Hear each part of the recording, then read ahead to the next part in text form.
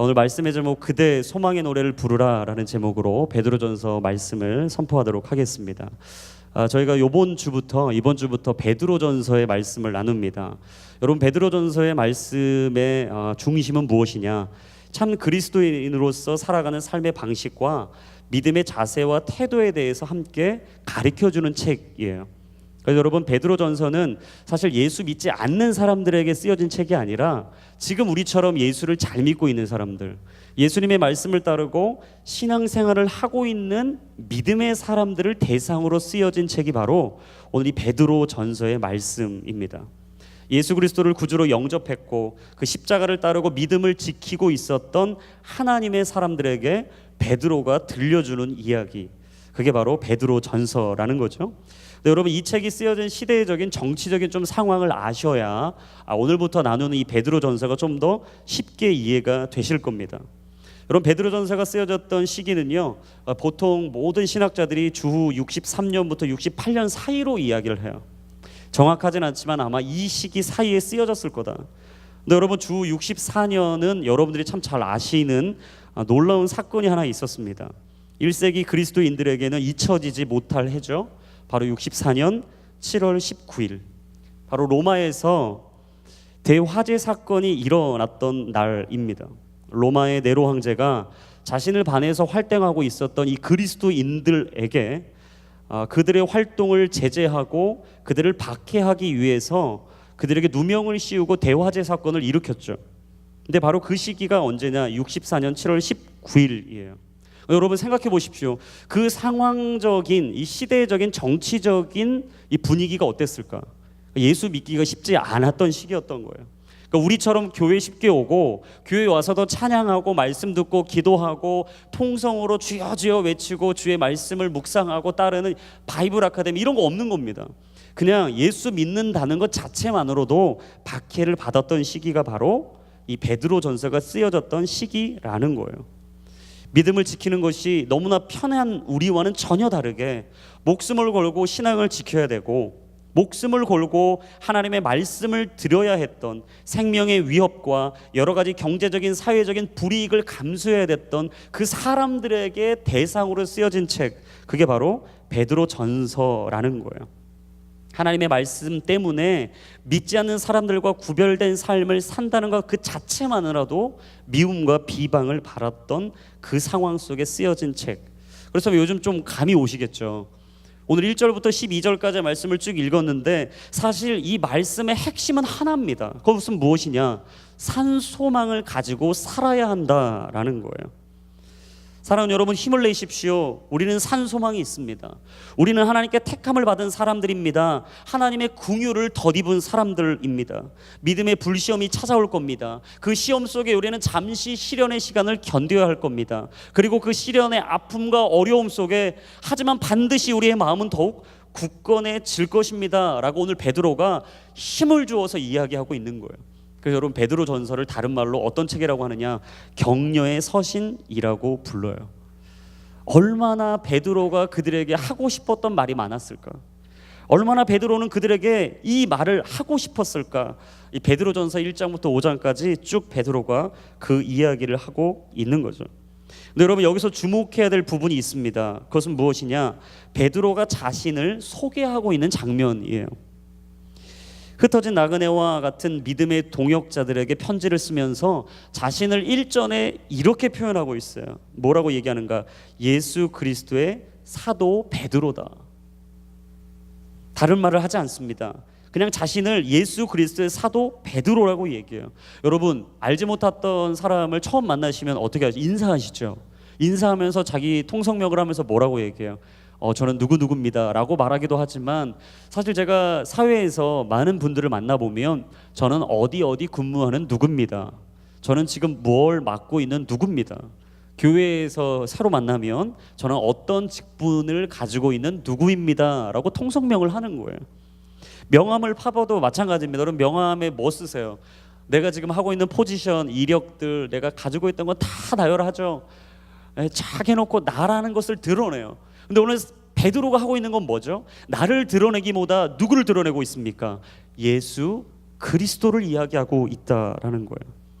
근데 여러분, 우리가 알고 있는 이 사도 이 베드로가 진짜 이런 베드로입니까? 정말 자신의 모든 것을 숨기고 자신의 있는 모든 것을 감추고 예수님만 드러내고 있었던 사도 베드로였냐?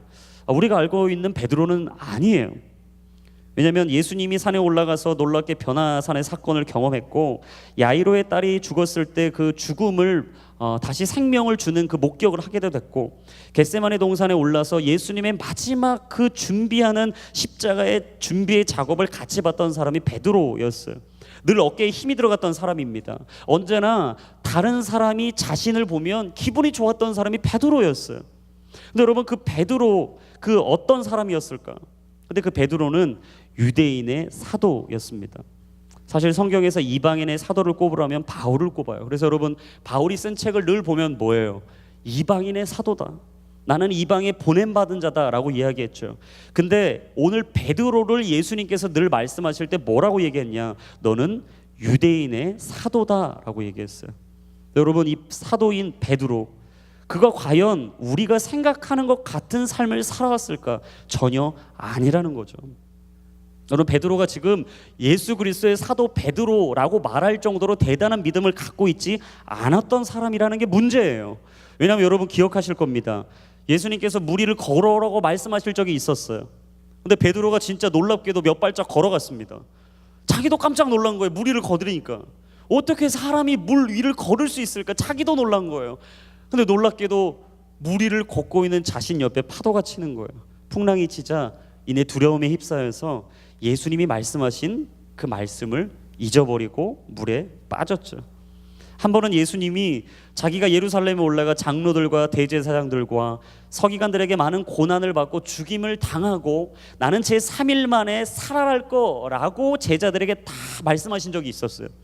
근데 여러분, 이 이야기를 듣자 갑자기 베드로가 흥분하기 시작합니다. 자신의 기질을 감추지 못하고 막 흥분하는 거예요. 그러면서 얘기합니다. 그러면 안 됩니다, 주님. 절대 주님은 죽으실 수 없습니다. 결코 주에게 그 일이 미치지 아니할 것입니다 라고 예수님의 길을 가로막자 예수님에게 된통 혼났죠. 사단아, 물러가라. 사람한테 사단아, 물러가라 이렇게 듣는 거 쉽지 않은 거예요. 근데 베드로가 이 얘기 들은 거예요. 얼마나 충격받았을까? 나 사단인가? 막 충격받았을 거예요. 그러다가 나중에 겟세마네 동산에 올라가서 예수님이 땀방울이 핏방울이 되도록 기도하시면서 열심히 십자가의 길을 준비하셨잖아요. 근데 그때 잠잤던 사람이 누구예요? 코 골았던 사람이 누구예요? 베드로예요. 여러분, 코 골면 상당히 힘들어요. 제가 잠기가 상당히 밝기 때문에 같이 자는 사람이 코를 골면 늘 불편해서 잠을 못 자요. 예수님도 사실은 기도에 집중 안 되셨을 것 같아요. 여러분, 그뿐입니까?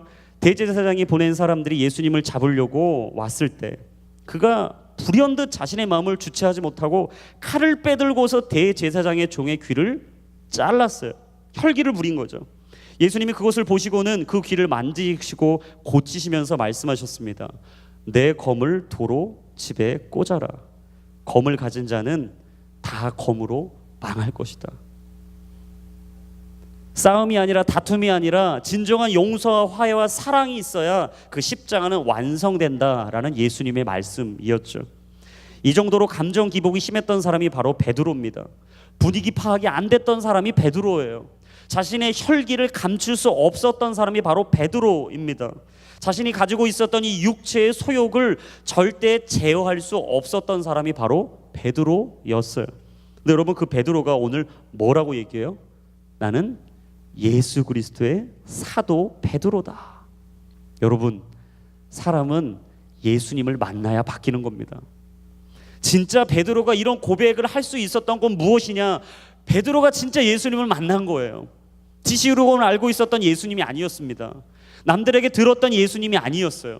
내가 알고 있었던 예수님에서 그친 게 아니라 오늘 베드로는요, 예수님을 진짜 만난 거예요. 요한복음 21장에서 예수님이 다시 베드로를 찾아오셔서 내가 이 사람들보다 더 나를 사랑하느냐라고 물었던 그 질문 앞에 베드로는 인생이 완전히 바뀌어버린 거예요. 180도 바뀐 인생 앞에 자신의 마음이 무너지고 자신이 그동안 살아왔던 인생의 길을 다 멈추고 인격적인 예수님을 만나자 성격이 바뀐 거죠. 습관이 바뀐 거예요. 언어가 바뀐 거예요. 목표가 바뀐 거예요. 그리고 바라보고 있었던 꿈과 비전이 바뀌니까 그는 고백하게 된 겁니다. 나는 예수 그리스도의 사도 베드로입니다. 여러분, 우리가 진짜 언제 바뀌는 줄 아십니까? 예수님을 인격적으로 만나야 바뀌는 거예요. 여러분, 우리의 언어가 언제 바뀝니까? 습관이 언제 바뀝니까? 내 육체의 소욕과 정욕을 제어할 수 없는 이 삶의 패턴이 언제 바뀝니까? 예수님 만나야 바뀝니다. 저는 축복합니다. 혹시 오늘 이 자리에 자신의 마음과 자신의 삶을 컨트롤할 수 없어도 주체할 수 없는 분들, 오늘 예수님 만날 수 있기를 주님의 이름으로 축복합니다. 예수님 만나면 바뀝니다. 예수님 만나면 인생이 새로워지는 겁니다. 이 하나님의 특별한 사명을 맡아 파송된 사람 베드로는 이 각 지역에 흩어져서 믿음 생활을 잘하고 있었던 믿음의 동역자들, 저 천국 본향을 기대하며 살아가고 있었던 그 사람들을 오늘 1절에 이렇게 부르고 있어요. 뭐라고 부르는가? 흩어져 사는 나그네다라고 이야기해요. 근데 여러분, 흩어져 사는 사람들 하면 여러분 생각나는 단어 하나 있지 않으십니까? 어떤 게 떠오르세요? 자, 따라합니다. 디아스포라. 이 정도는 들어보셨어야 되는데 여러분들이 이 디아스포라라는 단어를 좀 들어보셨을 거예요. 이게 보통 흩어져 살아가는 유대인들을 우리가 부르는 얘기죠. 전 세계에 흩어져서 그 박해 가운데 다 흩어져서 살 수밖에 없었던 유대인들을 일컬어서 우리가 디아스포라라고 부릅니다. 근데 여러분, 이 단어의 뜻이 참 오묘하고도 신비해요. 이 디아스포라는 두 단어가 합쳐진 겁니다. 디아라는 단어와 스포라라는 단어가 합쳐진 거예요. 근데 디아라는 단어의 뜻이 무엇인가? 뭐뭐에 의해 흩어졌다. 그 다음에 나오는 스포라는 씨를 뿌리다라는 단어예요. 그러니까 뜻을 합쳐보니까 디아스포라가 어떤 뜻이죠? 씨를 뿌리기 위해 흩어진 사람들이라는 뜻이에요. 여러분, 우리가 가끔 예수님 잘 믿는데요, 디아스포라처럼 살아갈 때가 있어요. 내가 예수님 말씀 다 잘 지키면서 열심히 믿음 생활을 하는데 내가 어느 순간 디아스포라 같이 느껴질 때가 있어요. 사람들이 알아주지 않는 것 같고 세상이 주목하지 않는 것 같고 내가 원하고 뜻하는 대로 가지 않아서 언제나 흩어져 있는 것 같이 느껴질 때가 있어요. 근데 여러분, 디아스포라가 얼마나 외로운지 아십니까? 여러분, 세상에 이 흩어져서, 세계 열방에 흩어져서 사는 디아스포라가 제일 가지고 있는 아픔이 뭐냐면 외로움이에요. 여러분이 외로움을 가지고 살아가면서 나는 혼자인 것 같아, 나는 언제나 세상의 왕따를 당해, 핍박을 받아, 늘 피해를 봐, 갑을 관계에서는 언제나 나는 을의 입장에 서야 돼 라고 얘기하고 있는데, 여러분, 그때 우리는 기억해야 돼요. 예수님이 왜 우리를 디아스포라로 삼으셨을까? 이유는 하나예요. 오늘도 복음의 씨를 뿌리는 흩어진 나그네로 삼으셨기 때문입니다. 꼭 사도행전 1장 8절의 말씀처럼 예루살렘과 온 유대와 사마리아와 땅끝까지 이르러 우리가 뭘 되라? 증인이 되리라 라고 말씀하신 것처럼 하나님은 오늘도 우리에게 그 증인의 삶을 말씀하고 계신 것이죠. 저는 축복합니다. 여러분의 인생이 다 흩어져서 열방으로 가기를 축복해요. 하나님이 보내신 곳이라면 가정으로도 가십시오. 결혼하셔서 믿지 않는 가정으로도 가십시오. 그리고 여러분이 생각지 못했던 혹시라도 세계 그 외국에 있는 지사에 보낸다면 여러분 믿음으로 그 길을 가십시오. 유학길을 가십니까? 그 길을 가십시오. 하나님이 보내시는 길로 가다가 때로는 막막한 길을 만나십니까? 그 길 앞에서 잊지 마십시오. 여러분은 흩어진 나그네, 디아스포라, 복음의 씨앗을 오늘도 뿌리고 있는 하나님의 증인이라는 것을 잊지 않게 되시기를 바랍니다. 바로 그 흩어져 있는 디아스포라, 그 나그네들에게 오늘 베드로는 이야기해요. 사랑하는 여러분, 산 소망을 가지고 살아가십시오. 베드로전서가 계속해서 이야기하는 주제가 이거예요. 고난과 시련 중에 산 소망을 가지라는 겁니다. 우리 같이 한번 선포합시다. 고난과 시련 중에 산 소망을 가지라. 그래서 오늘 이 산 소망을 가지라고 얘기하면서 베드로가 강조하고 있는 두 가지의 이유가 있습니다. 그게 오늘 본문의 2절에서 4절까지 나와요. 우리 오늘 본문의 2절부터 4절까지 말씀을 다시 한번 읽어보겠습니다. 시작. 곧 하나님 아버지의 미리 하심을 따라 성령의 거룩히 하심으로 예수 그리스도께 대한 순종과 그분의 핏부림을 얻기 위해 택하심을 받은 사람들에게 편지를 씁니다. 은혜와 평강이 여러분에게 더욱 풍성하기를 빕니다. 우리 주 예수 그리스도의 아버지 하나님을 찬양합니다. 하나님께서는 그분의 풍성하신 긍휼을 따라 우리를 거듭나게 하시고 예수 그리스도를 죽은 사람들로부터 살리시어 산 소망을 얻게 하심으로 여러분을 위해 하늘에 쌓아둔 썩지 않고 더러워지지 않고 쇠하지 않는 유업을 얻게 하셨습니다. 오늘 베드로가 우리에게 이야기하고 있는 산 소망을 가질 수 있는 이유는 두 가지예요. 첫 번째는 뭐냐면 하나님의 선택을 받은 사람이라는 것입니다. 우리 같이 한번 선포합시다. 하나님의 선택을 받았습니다. 여러분, 우리는 하나님의 선택을 받은 사람들입니다. 그 증거를 오늘 말씀이 이야기해줘요. 2절에 보십시오. 택하심을 받은 사람들에게 편지를 씁니다. 무슨 말이에요? 당신들은 택함을 받았다라는 얘기예요. 여러분 생각해 보세요. 예수님을 믿는다는 사실 하나로 이 네로 황제의 핍박을 받고 경제적인 사회적인 수많은 이 핍박을 받고 있었던 사람들이 이 베드로가 쓴 편지를 받고 나서 마음에 얼마나 큰 위로를 받았겠어요. 너는 혼자가 아니라는 거예요. 너는 버려졌기 때문에 고난을 받는다는 게 아니라는 거예요. 하나님이 너를 잊었기 때문에 네가 시련의 시간을 걷는 게 아니라 하나님이 너를 버렸기 때문에 네가 그렇게 실패를 반복하고 있는 게 아니라 너는 하나님께 선택받은 사람이기 때문에 그 시간을 걷고 있는 것이다 라고 말하고 있는 것이죠. 여러분, 예상하지 못했던 고난과 역경이 인생에 찾아오면 사람들이 가장 먼저 흔들리는 게 있습니다. 그게 뭐냐면 하나님에 대한 믿음과 신뢰예요. 하나님에 대한 이 믿음과 신뢰가 흔들리는 거예요. 그러면서 찾아옵니다. 선택에 대한 의심과 불신이 우리에게 갑자기 불현듯 찾아와요. 나 하나님에게 과연 진짜 선택받은 건가?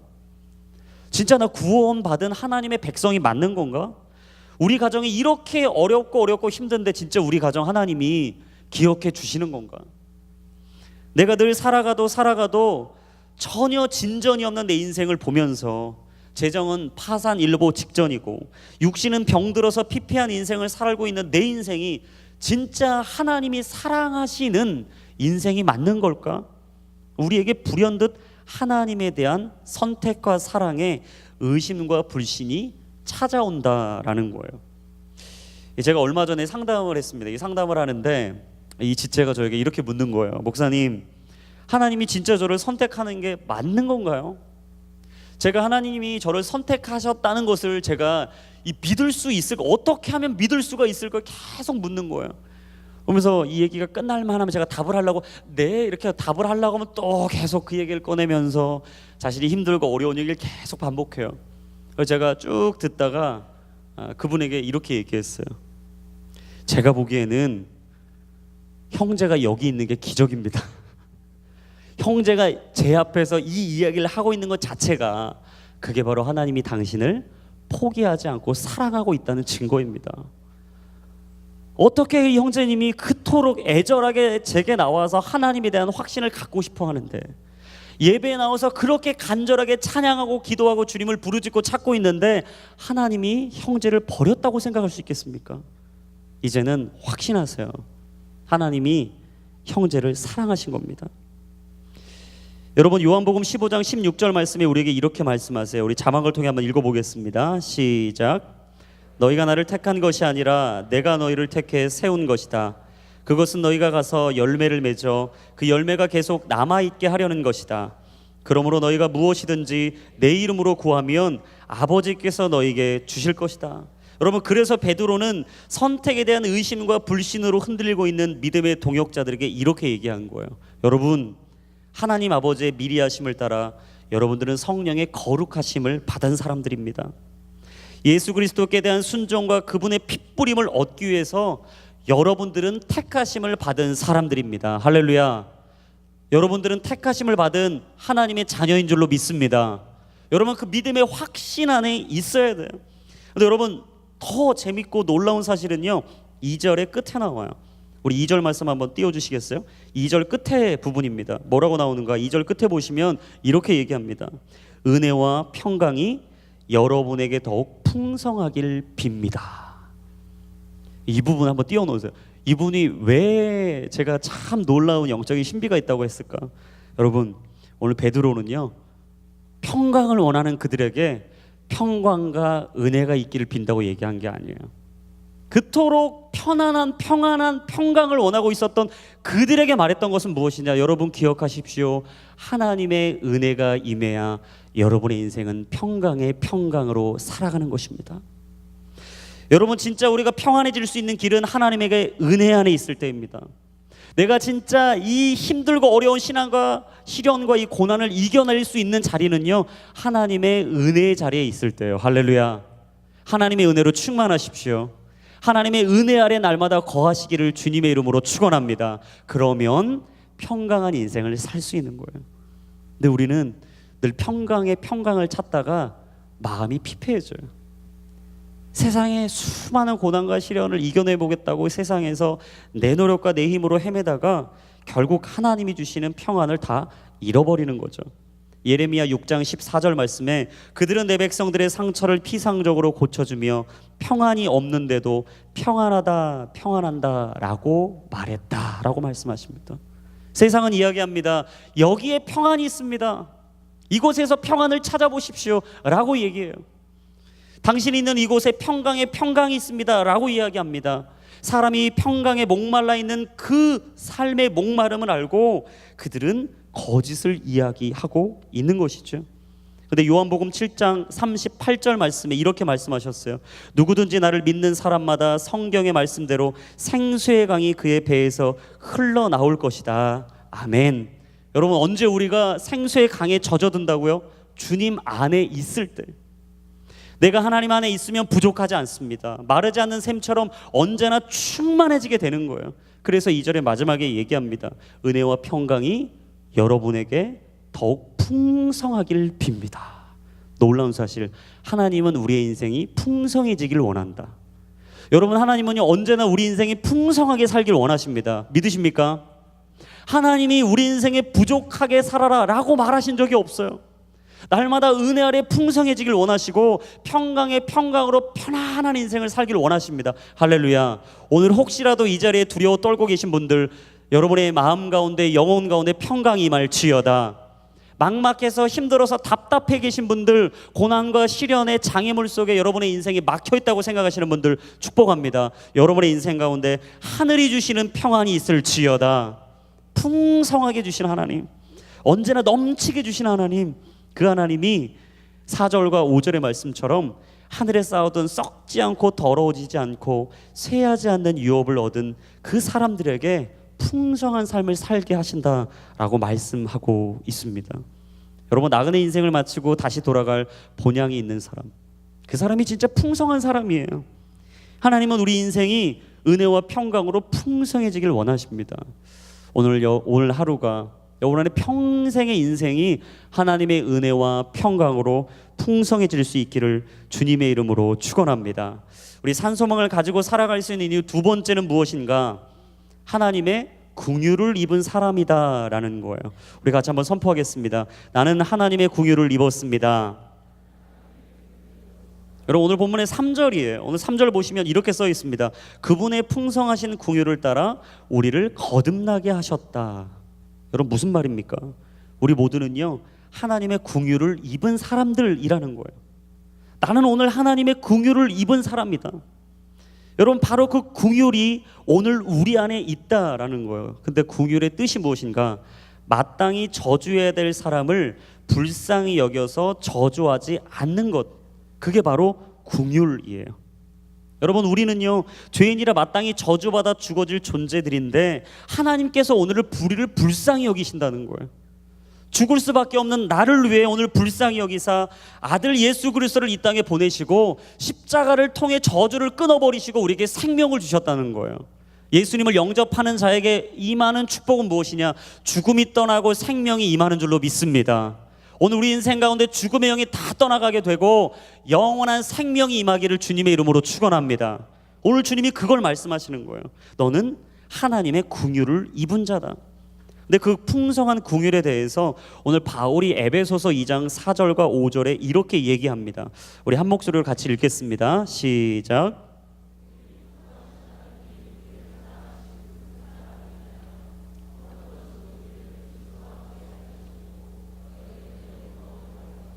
여러분, 우리를 사랑하신 그 큰 사랑으로 하나님은 우리를 살려주셨다는 거예요. 이게 바로 하나님의 긍휼입니다. 우리가 오늘도 포기하지 않고 산소망을 소유하고 살아갈 수 있는 이유와 근거가 바로 여기 있는 거예요. 근데 여러분 3절 보시면 또 한 가지가 있어요. 뭐냐면 그분의 풍성하신 긍휼을 따라 어떻게 됐다고요? 우리를 거듭나게 하셨다. 우리 같이 한번 선포합시다. 나는 거듭났습니다. 제가 한번 질문하겠습니다. 여러분 거듭나셨습니까? 예수 안에 거듭나셨습니까? 여러분 거듭났다는 게 뭡니까? 요한복음 3장에 보면 이 거듭남에 대한 대화가 나누어지는 장면이 있어요. 그게 바로 유대인의 지도자인 니고데모와 예수님이 하나님의 나라에 대해서 이야기했던 장면이에요. 우리 요한복음 3장 3절에서 5절까지 말씀 한번 읽어보겠습니다. 시작.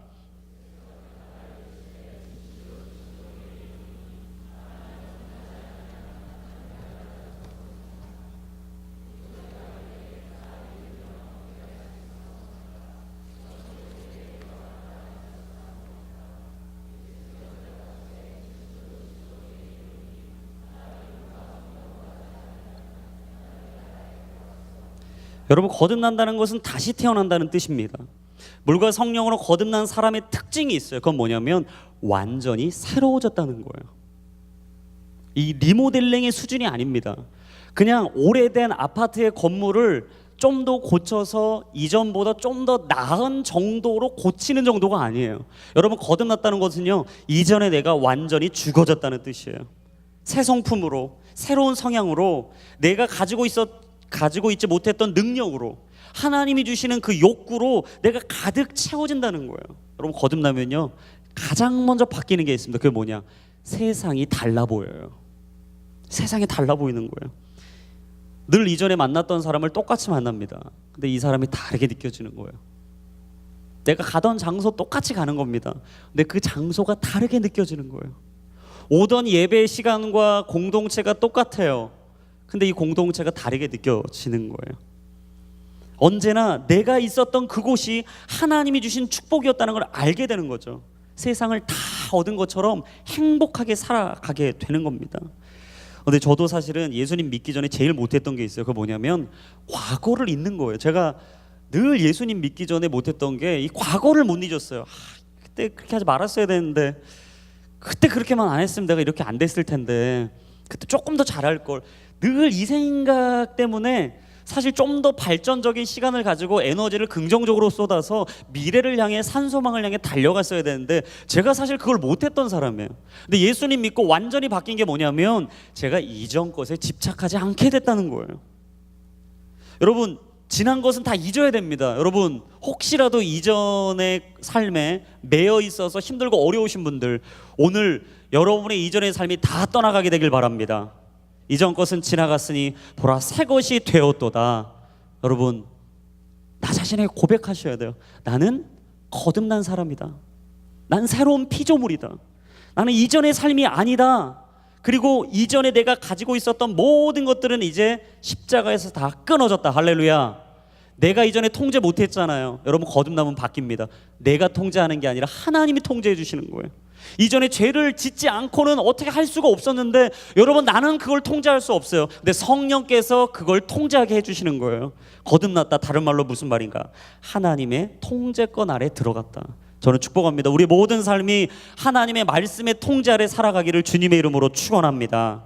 근데 여러분 한 가지 오해하시면 안 되는 게 있어요.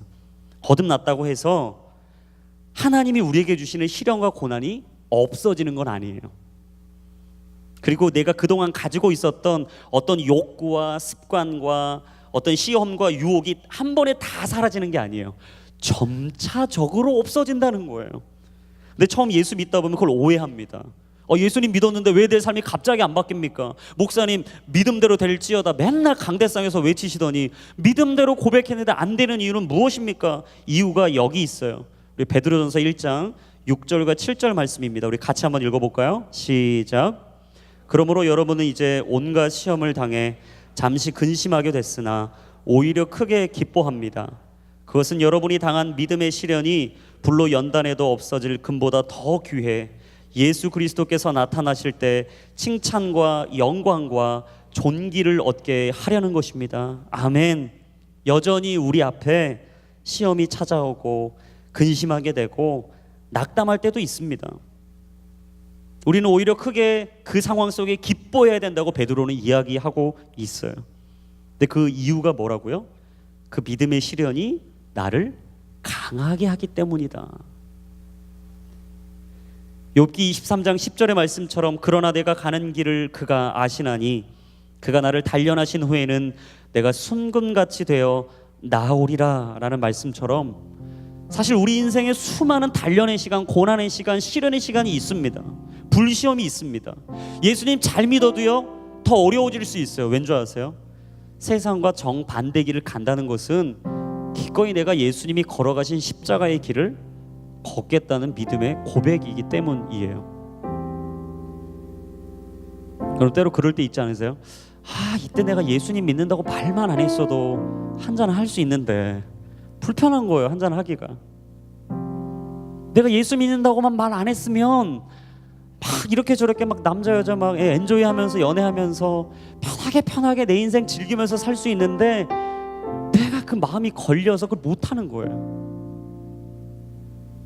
직장에서 그 자그마한 불법을 내가 조금만 눈을 감고 행하면 되는데 내가 그렇게 하다가는 내 마음이 걸려서 예배가 되지 않고 기도가 되지 않고 말씀이 막히는 이 어려운 상황 속에 우리는 생각합니다.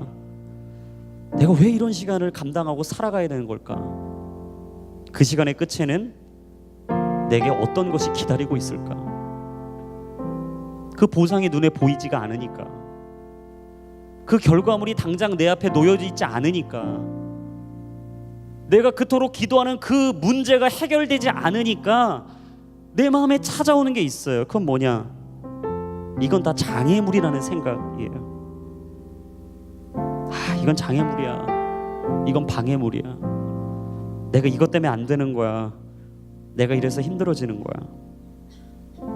네, 여러분, 장애물이 하나도 없는 허허벌판의 길을 가다 보면요 가긴 쉽습니다. 근데 놀라운 사실은 황량한 사막을 걷는 것은요 길을 잃어버릴 각오를 해야 돼요. 장애물이 없기 때문에 쉽다고 생각하지만 이내 가다 보면 방향을 잃어버린 내 인생을 보게 되는 거죠. 하지만 좁고 고든 길을 가다 보면 절대 길을 잃지 않습니다. 하다가 힘들 수도 있어요. 어려울 수도 있어요. 돌에 걸려서 넘어질 수도 있어요. 머리가 깨질 수도 있죠. 무릎팍이 갈라질 수도 있어요. 병원을 가서 고쳐야 될 수도 있어요. 그 수많은 시간을 견디면서 아프고 힘들 수도 있어요. 근데 여러분 기억하세요. 절대 그 길을 잃지는 않아요. 여러분 산에서 물이 내려올 때 작은 돌멩이들이 많으면요 쫄쫄쫄쫄 막 소리가 나요. 너무 그 소리가 좋고 즐거워요. 근데 사실 그 물들에게는 그 돌멩이가 장애물이고 방해물일 수 있죠. 왜냐면 그게 없으면 물이 편하게 내려갈 수 있잖아요. 내 돌멩이가 하나도 없다고 생각해 보십시오. 물길이 곧게 갈 수는 있어요.